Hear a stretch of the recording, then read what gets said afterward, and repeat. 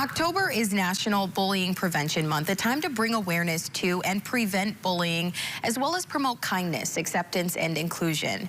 Joining us now is Dr. Adele Cadieux, a pediatric psychologist at Corewell Health, Helen DeVos Children's Hospital. Dr. Cadieux, thanks so much for joining us.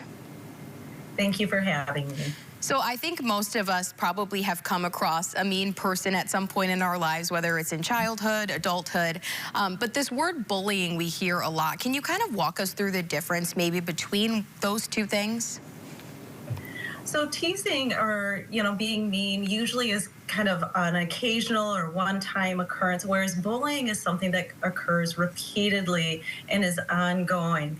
And bullying can include not just the words that we use, but also includes actions. And so bullying kind of encompasses a much wider range of behaviors than just teasing or being mean.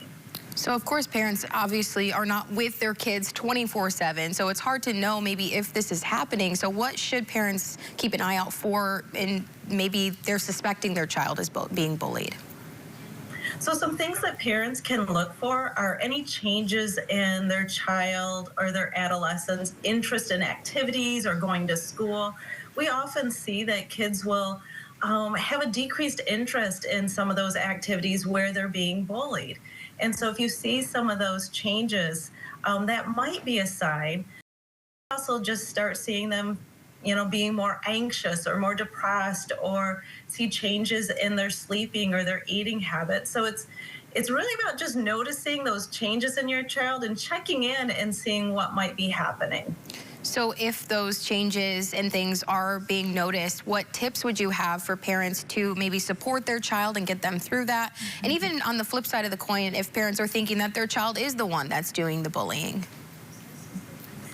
And so one of the things that's important for parents is to know what activities your kids are involved in, know what social media that they're using, because that helps you to identify where is that bullying potentially occurring.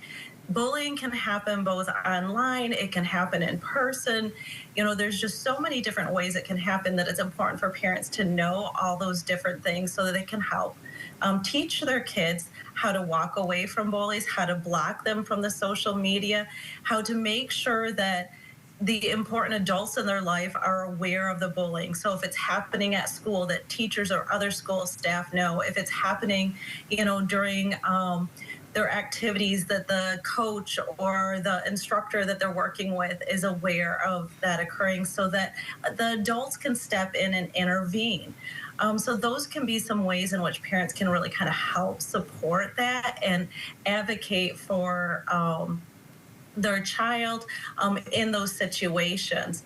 But unfortunately, sometimes our kids are the ones that are bullying, as you mentioned. And so what we also need to do is help, our kids recognize and understand that it's important to respect each other, that we can be different, but we can respect those differences. We don't all have to be the same. And so we can do that by both modeling that behavior, by teaching that, and really making sure that our kids aren't getting access to being able to bully like online. And so if they're doing that online, blocking their access and helping to teach them appropriate interactions when they're online.